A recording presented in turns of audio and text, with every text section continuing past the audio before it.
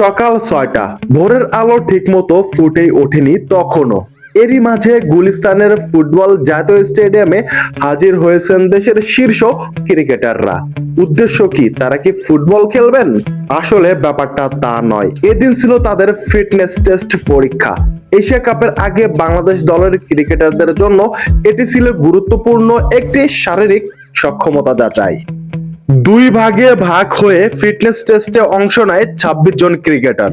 মূল পরীক্ষা ছিল ১৬০০ মিটার দৌড়, কোন রকম বিরতি ছাড়া। বিসিবির নির্ধারিত বেঞ্চমার্ক অনুযায়ী ৫ মিনিট ৪০ সেকেন্ডের মধ্যে দৌড় শেষ করলে সেই ক্রিকেটারকে এলিট ধরা হয়।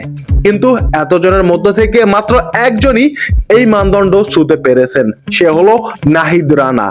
তার সময় লেগেছে মাত্র ৫ মিনিট ৩১ সেকেন্ড। জাতীয় দলের হয়ে এই দৌড়ে নাহিদি একমাত্র এলিট পর্যায়ে পৌঁছেছেন। অন্যদিকে বাকিদের মধ্যে কেউ কম্পিটেন্ট পর্যায়ে মানে ৫ মিনিট ৪০ সেকেন্ড থেকে ৬ মিনিট ২০ সেকেন্ডের মধ্যে পেরিয়েছেন, কেউ আবার সেই মানেও পৌঁছাতে পারেননি। অন্যদিকে দ্বিতীয় সেরা সময় আসে তানজিম হাসান সাকিবের কাছ থেকে ৫ মিনিট ৫৩ সেকেন্ড, অর্থাৎ তিনিও এলিট নন, বরং সন্তোষজনক মাত্রায় রয়েছেন। প্রশ্ন উঠেছে, শুধু নাহিদ রানাই কি বিসিবির ফিটনেস মানদণ্ডকে গুরুত্ব সহকারে দেখেন?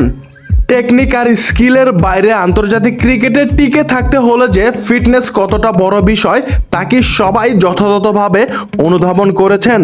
ফিটনেসের ধারাবাহিক উন্নতি না থাকলে দক্ষতাও অনেক সময় হারিয়ে যেতে পারে।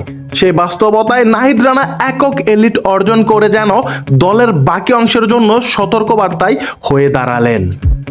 বাংলাদেশের ক্রিকেটে তাহলে বর্তমানে এলিট একজনই, সে হলো নাহিদ রানা। আর বাকিদের অবস্থা কি?